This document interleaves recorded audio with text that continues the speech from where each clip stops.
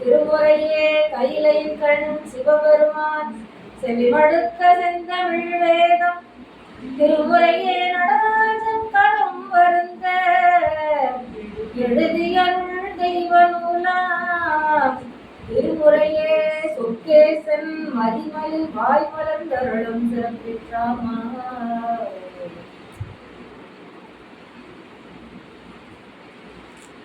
இலை மலிந்த வேல் நம்பி எரிவத்தடியே ஏனாதிநாதன் தன் அடியார்க்கும் அடியே தலை மலிந்த சீர் நம்பி கண்ணப்பத்து அடியே கடவுரில் கலையன் தன் அடியார்க்கும் அடியே மலை மலிந்த தோள்வள்ளல் மானக்கஞ்சாரல்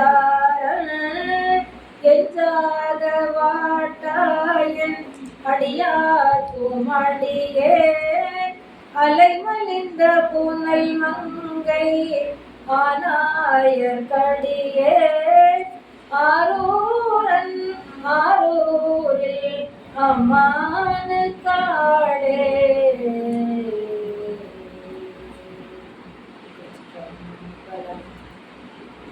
அன்புடைய அடியார்கள் மக்களே அனைவருக்கும் பிறப்பின் பணிவான வணக்கத்தை தெரிவித்துக் கொள்கிறேன்.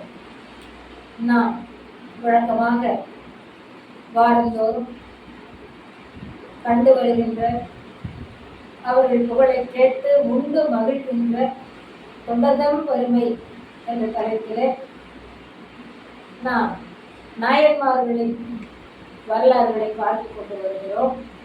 அந்த வகையிலே இன்று எரிபத்த நாயனார் அவரை பற்றி நாம் பார்க்க இருக்கின்றோம்.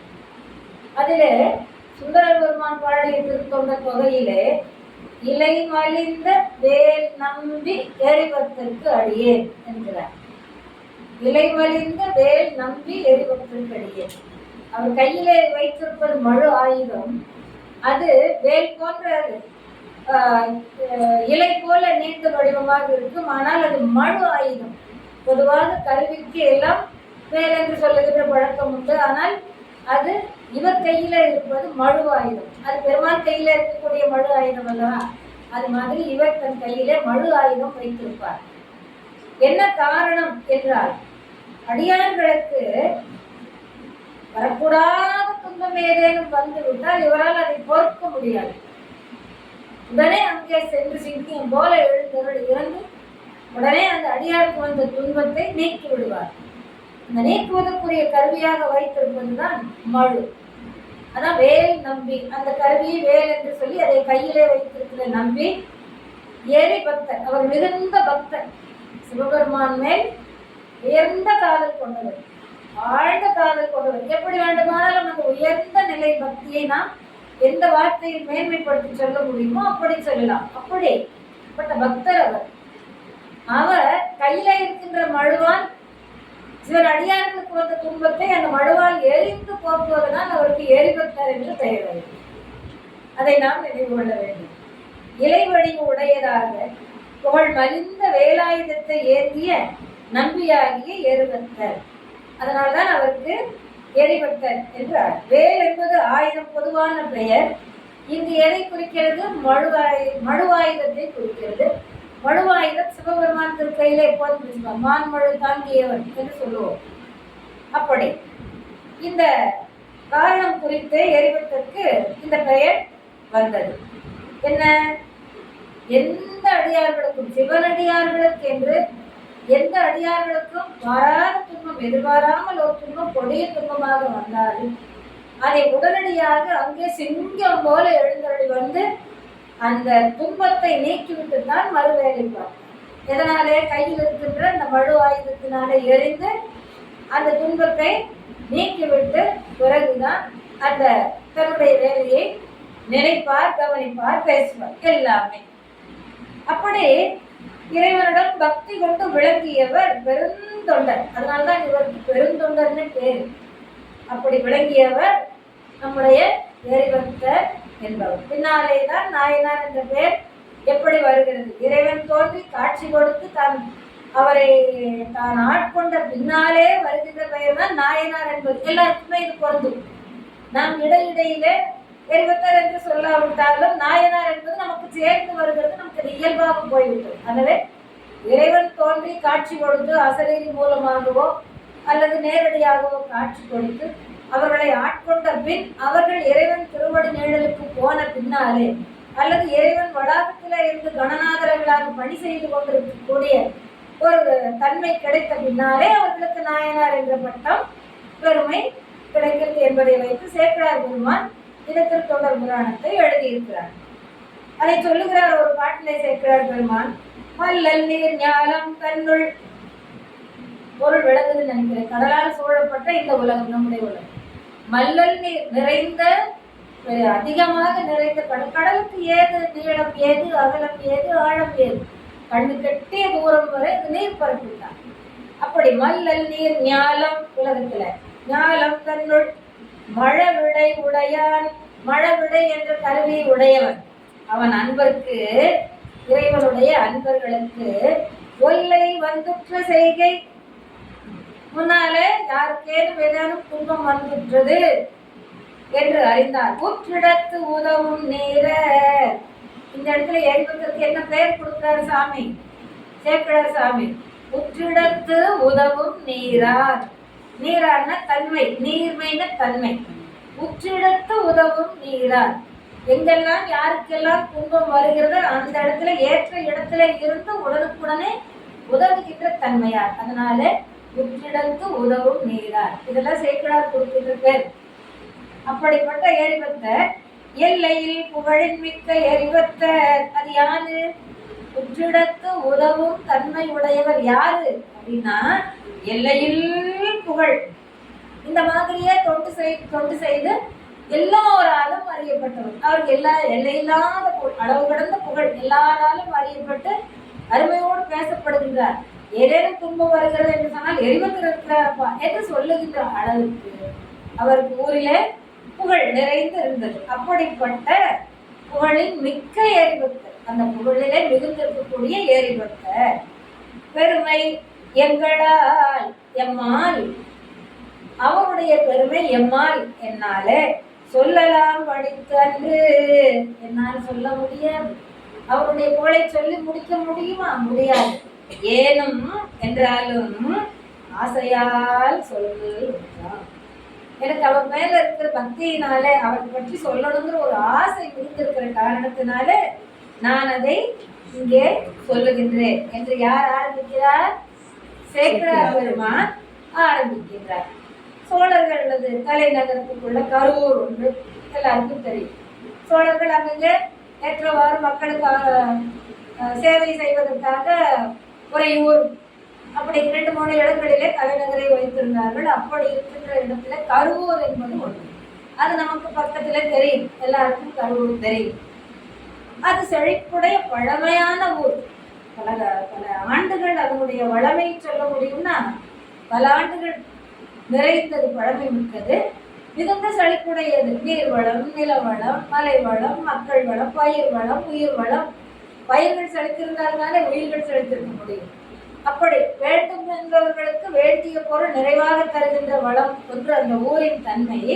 அதை ஆளுகின்ற அரசனும் அப்படி மக்களை காத்துக் கொள்ளுகின்றான் என்பதை இதற்குள்ளே வைத்து சேக்கிழார் பெருமான் நமக்கு உணர்த்துவது போல இந்த வாசகத்தை அமைத்திருக்கின்றார். அங்கே எழுந்தருளி இருக்கின்ற இறைவன் பெயர் பசுபதி நாதன். பசு என்றால் உயிர்கள். சைவ சித்தாந்தத்திலே நாம் இதை சொல்வோம், பதி, பசு, பாசம் என்போம். பதி என்றால் இறைவனுக்கு பெயர் பதி. பசு என்றால் உயிர்களாகிய நாமெல்லாம். பாசம் நம்மை பிடித்து இந்த உலக விஷயத்திலேயே மயக்கி கொண்டிருக்கின்ற வெவ்வேறு பாச நிலைகள். கணவன் மனைவியாக இருக்கலாம், உற்றார் உறவினர்களாக இருக்கலாம், சொந்தம் பந்தமாக இருக்கலாம், பொன் பொருளாக இருக்கலாம், அதை நாடி வருகின்ற பொருட்களாக இருக்கலாம். யாருக்கும் ஒரு வீடு என்பதில்லையே பல வீடுகள் வைத்துக் கொள்கிறார்கள். யாருக்கும் ஒரு வாகனம் என்பதில்லையே பல வாகனங்கள் வைத்துக் கொள்கிறார்கள். ஆசை வேண்டும், அது பேராசையாக மாறி அந்த உலக விஷயத்திலேயே மயங்கி கிடக்கின்ற நிலையிலே நம்மை வைப்பது பாசம். அதற்கு தலை என்றும் இன்னொரு பெயர். நம்மை இறைவன்பால் செல்ல விடாமல் தடுக்கின்ற தலை. அப்படி அதனால இந்த இறைவனுக்கு பெயர், எங்கே எழுந்தருளி இருக்கின்ற இறைவனுக்கு பெயர், கருவூரிலே எழுந்தருளி இருக்கின்ற இறைவனுக்கு பெயர் பசுபதி நாதர். பதி என்றால் இறைவன், பசு பசுன்னா உயிர்களாகிய நாம், நமக்கு அருள்வதற்காக வென்றே அங்கே தலைவனாக இருக்கின்றார். நாதன்னா தலைவர். அப்போ உயிர்களுக்கெல்லாம் அருளுவதற்காகவே அந்த கருவூரிலே தலைவனாக இருந்து கொண்டு பசுபதி நாதர் என்ற திருப்பெயர் கொண்டு அந்த கருவூரிலே இறைவன் எழுந்தருளி இருந்து அருள் புரிந்து வருகின்றான். வேறூரிலே பட்டீஸ்வரர், பட்டிப்பெருமான் இங்கே வந்து வழிபட்டது. அதனால அவர்களுக்கு இருந்து ஈஸ்வரனாக இருந்து அருள் புரிந்தவர் பட்டீஸ்வரர். அவிநாசியில அவிநாசி அபிஷேகம். இந்த மாதிரி ஒவ்வொரு தலங்களுக்கும் ஒவ்வொரு பெருமை உண்டு. ஒவ்வொரு தலங்களிலும் ஒவ்வொரு பெயரை வைத்துக் கொண்டு அந்தந்த அருள் நிகழ்ச்சிக்கேற்ப பெயர் அமைந்திருக்கும். அப்படி வகையிலே இங்கே கருவூரிலே பசுபதிநாதர் என்ற திருநாமம் தாங்கி இறைவன் எழுந்தருளி இருந்து அருள் புரிந்து வருகின்றார். எழுந்தருளி இருந்து அருள் புரிந்து வருகின்றார். அந்த 3 சொல்லும் நான் அடிக்கடி சொல்லுகின்ற பழக்கம். இந்த திருக்கோவிலிலே எழுந்தருளி இருப்பது மிகப்பெரிய பேர். அங்கே இருந்து அங்கேயே தங்கி நமக்கெல்லாம் அருள்வதற்கான அருளுகின்றார். அப்ப கருவூர்ல இருக்கிறவங்களுக்கெல்லாம் எவ்வளவு மகிழ்ச்சியா இருக்கும், பேரூர்ல இருக்கிற நமக்கெல்லாம் எவ்வளவு மகிழ்ச்சி. இப்படி அந்தந்த இடங்களிலே இருக்கின்ற உயிர்களுக்கு அந்தந்த வகையிலே கருணை புரிந்து அந்தந்த நாமங்களை தாங்கி கொண்டு இருக்கின்றார். ஒரு நாமம் ஓர் உருவம் ஒன்றுமில்லாதாயிரம் திருநாமம் பாடி நாங்கள் நம்போட்டாமோ. மாணிக்கவாசகர் பாடுகிறார், தெரியுமில்ல உங்களுக்கு. அப்படி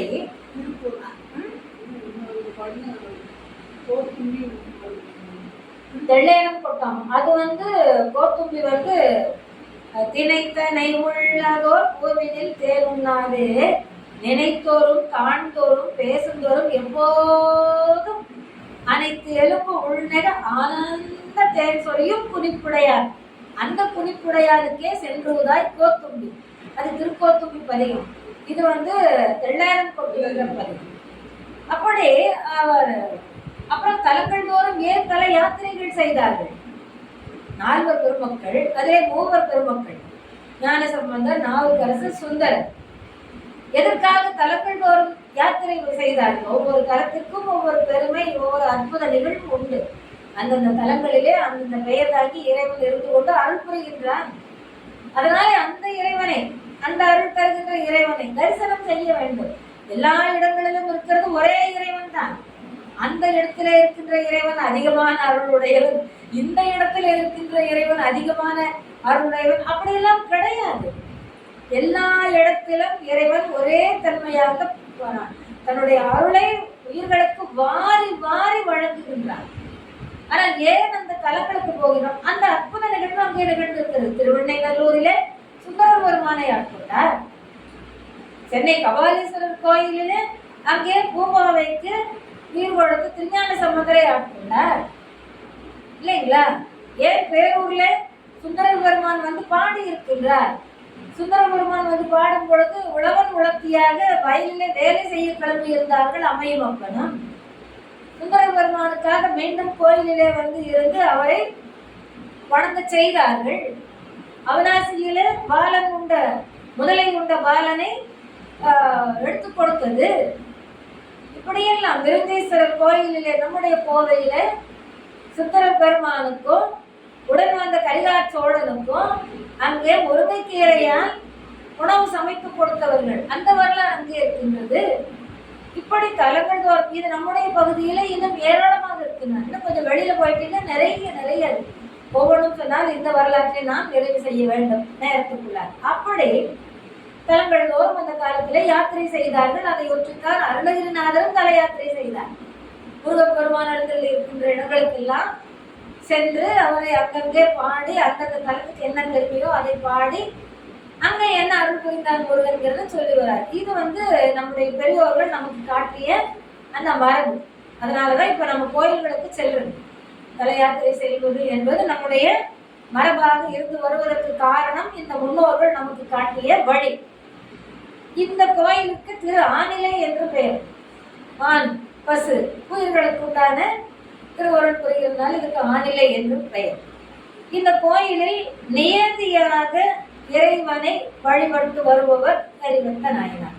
முறைப்படி காலை மாலை எல்லா பொழுதுகளிலும் மத்தியானம் இந்த சந்தி 6 சந்தி பொழுதுகளிலும் வந்து வழிபட்டு இறைவன் அடியார்களுக்கு தன்னால் உதவி என்ன செய்ய முடியுமோ அதை செய்து வருபவர் கரிவத்த நாயனார். அந்த அடியார்களுக்கு அடாதன அடுத்த போதும் சேர்க்கிறார் வார்த்தையை போறார். வரக்கூடாத துன்பம் வந்து விட்டால் அதை உடனடியாக தன் கையில இருக்கின்ற வலுவாயினால அந்த துன்பத்தை நீக்கி அருள்வார். எப்படி வருவாராம்? சிங்கம் போல தோன்றி. அது எரிவதற்கு அடையாளமா சொல்லியிருக்கு. இதெல்லாம் தான் முக்கியமான வாசகங்கள். சிங்கம் போல தோன்றி அந்த இடையூறுகளை நீக்கும் வலுவாயுதத்தை ஏந்தி வருவார். சரி, இந்த கோயில் இறைவருக்கு பசுபதிநாதருக்கு விதிப்படி மலர்கள் பறித்து கொண்டு வந்து மாலை தொடுத்து அணிவதற்கு விருப்பம் கொண்டு ஒரு அடியார், அவர் சிவகாமி ஆண்டார் என்பது பெயர்.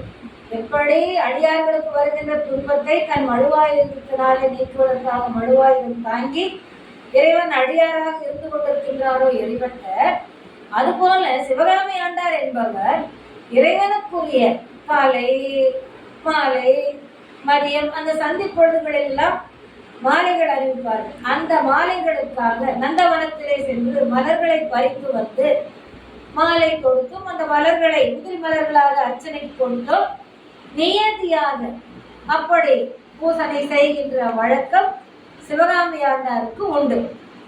அப்படி சிவகாமி ஆண்டார் இந்த பணி செய்வது சேக்கரார் பெருமான் சொல்லுகிறார், புண்ணியம் செய்த முனிவர். ஏனென்றால் கைகள் நிறைய மலர் வரைத்து கொண்டு வந்து இறைவனுக்கு சாத்தி வழிபடுகின்ற நிலை அது யாருக்கு கிடைக்கும்? தலையே நீ வணங்காய் பார்த்தீங்கல்ல, கைகளுக்கு என்ன வேலை? கைகால் கூப்பி தொழில். அது மட்டுமல்ல, இறைவனுக்கு உண்டான மலர்களை பறித்து வந்து மாலையாக்கி மலர்களாலும் மாலைகளாலும் இறைவனுக்கு சூட்டியும் தூவியும் வழிபாடு செய்வது கைகளுக்குரிய வேலை.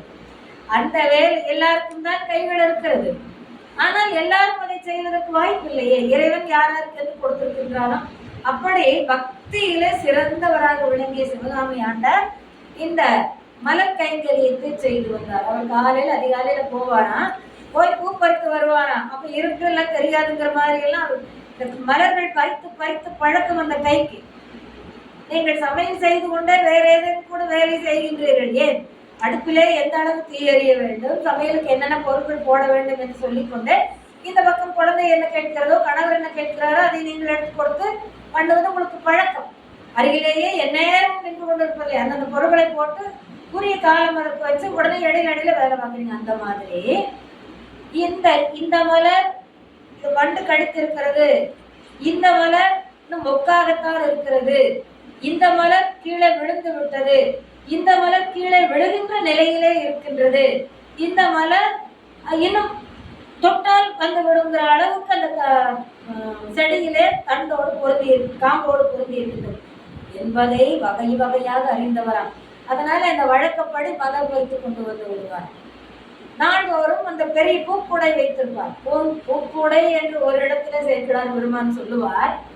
இன்னொரு இடத்துல பூக்கள் நிறைத்த பின்னாலே இறைவனுக்கு கொண்டு வந்து சாத்த வரும்போது அது பூங்கூடை என்று சொல்லுவார்.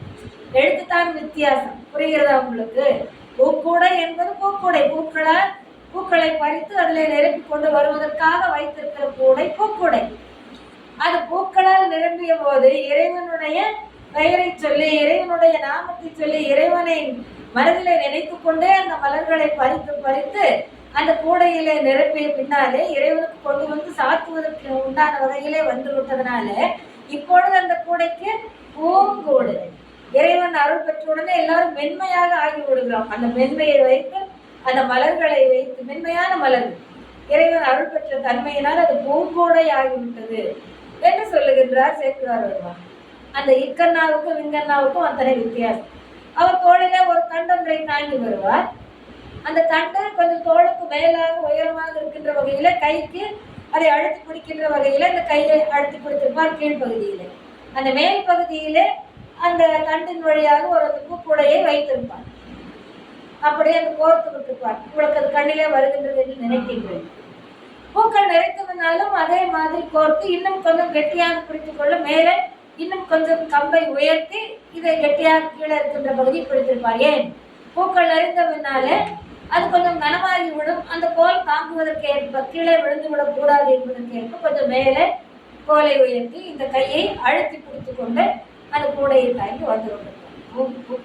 பூங்கூடையை தாங்கி வருவதிலே அவ்வளவு கண்ணும் கருத்துமாகும். கீழே விழுந்து விடக்கூடாது. ஏன்? இறைவனுக்கு சாத்த போகின்ற மலர் அல்லவா, இறைவனுக்கு மாலையாக தொடுத்து அணிவிக்கக்கூடிய மலர் அல்லவா, அதனால அவ்வளவு புத்திரமா கொண்டு வந்துட்டு இருக்காரு. அதனால் கொண்டு வருவார். இதுதான் அவருக்கு நாள்தோறுமான வேலை. என்னது? பூ பறித்து வந்து இறைவனுக்கு சொல்லுவது, மாலை தொடுத்து அணிவிப்பதான். அதனாலே புண்ணியம் செய்தவர் சிவகாமி ஆண்டார் என்ற முனிவர் என்கின்றார். ஒரு நாள் இவர் தம் வழக்கப்படி காலையில வைகரை பொழுது அதிகாலை பொழுது வைகரை பொழுதில் விழித்தேன் அந்த வடிவேல் இறைவனை நினைத்தேன் ஒரு பாட்டுன்னு கொடுத்தேன். அப்ப எல்லாருமே காலையில எந்திரிச்சிடணும் வைகரை பொழுதுலையே. இன்னைக்கு எத்தனையோ வேலைகள் மாறி போனதுனால குழந்தைகள் ராத்திரி எல்லாம் வேலை செய்யறாங்க, பகல் எல்லாம் படுத்து வைக்கிறாங்க. வழி இல்லை. ஆனா அப்படி இல்லை. என்னதான் இருந்தாலும் காலையில எழுந்து காலை கடற்களை இறைவனுக்கு செய்கின்ற பூஜையை முடித்து விட்டு அப்புறம் நீங்க என்ன வேணா பண்ணலாம், அவ்வளவுதான். அப்படி வைகரை பொழுதில் எழுந்து நீர் மூழ்கி நீராடி, அப்பெல்லாம் மூழ்கித்தான் குளத்திலேயோ ஆற்றிலேயோ நதியிலேயோ அல்லது அங்கே பெரிய அளவில் இருக்கின்ற கடல் போல பறந்து திருச்செந்தூர் நடக்கிற கடல் அருகில் இருப்பது போல அந்த மாதிரி நீரில் மூழ்கி குளித்து நீராடி. இந்த நீர் ஆடுவது இடையின ரா, இந்த நீர் ஆடுவது வல்லின ரா. பெரியரா சின்னரான்னு சொல்லுவோம், நம்ம புரிஞ்சுக்கலாம். அப்படி நீர் மூழ்கி நீராடி உடம்பெல்லாம் இறைவனை வணங்கி நீர் பூசி வாய் கட்டி. இப்பதான் நம்ம மாஸ்க் போட்டோம், அப்பவே அவங்க வாய் கட்டிக்குவாங்க. ஏன்னா இப்ப நான் பேசும்போது தெரியாம எச்சில் வருது, அது படக்கூடாது.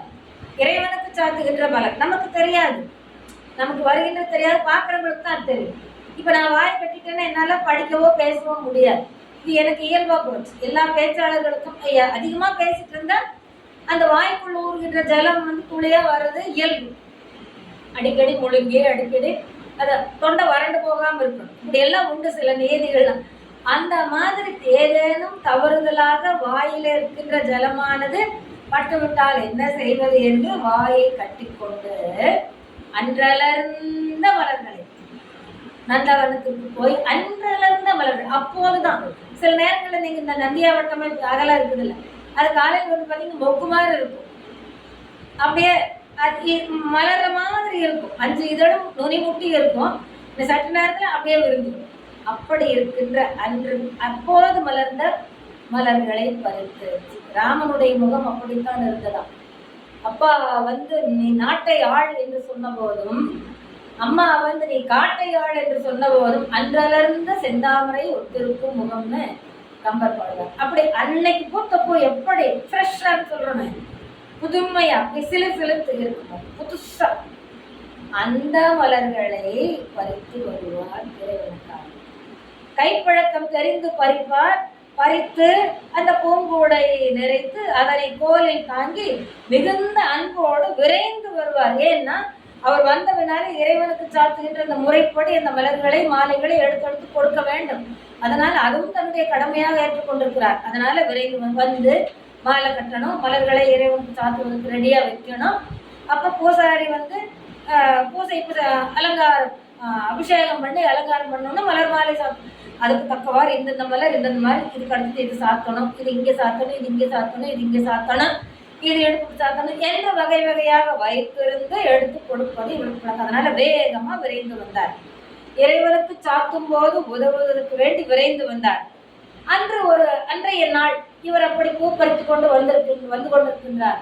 அந்த நாள் ஒரு நாள் நவமிக்கு முன்னால அஷ்டமி நாள். போன வாரம் கரெக்டா அதுதான் இருந்தது. நம்ம ஆரூரில் அம்மானு காலை பார்த்தோம். போன ஞாயிற்றுக்கிழமை அஷ்டமி. அந்த அஷ்டமி நாள்ல, அஷ்டமின்னு சொல்றது கூட சேக்கிழார் வந்து நவமிக்கு முன்னாள் நாள்ங்கிறாரு. மங்கள சொற்களை மங்களமாக நினைப்பதை போடுவார். தப்பி தவறி கூட மாறான சொற்கள் வந்து விட முடியாது. அப்படி அதுக்கு முன்ன நவமிக்கு முன்னத்த நாள் அஷ்டமி நாள். அன்றைய தினம் என்னன்னா அரசனுடைய யானை, பட்டத்து யானை, அந்த யானைக்கு ஒரு மங்கள விழா.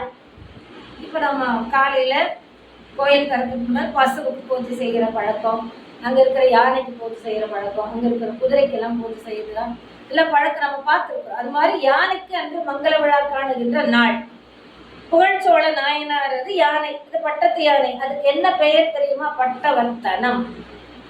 இப்படி சொன்னோன்னே உங்களுக்கு ஞாபகம் வரணும். கைலாயநாதனுக்கு உண்டான யானைக்கு என்ன பெயர்? இந்திரனுக்கு உண்டான யானைக்கு என்ன பெயர்? அப்புறமா சொல்லுங்க, நான் சொல்லியிருக்கேன், ஞாபகம் சொல்லுங்க. என்ற அந்த பட்டவர்த்தனம் என்ற யாருக்குரியது?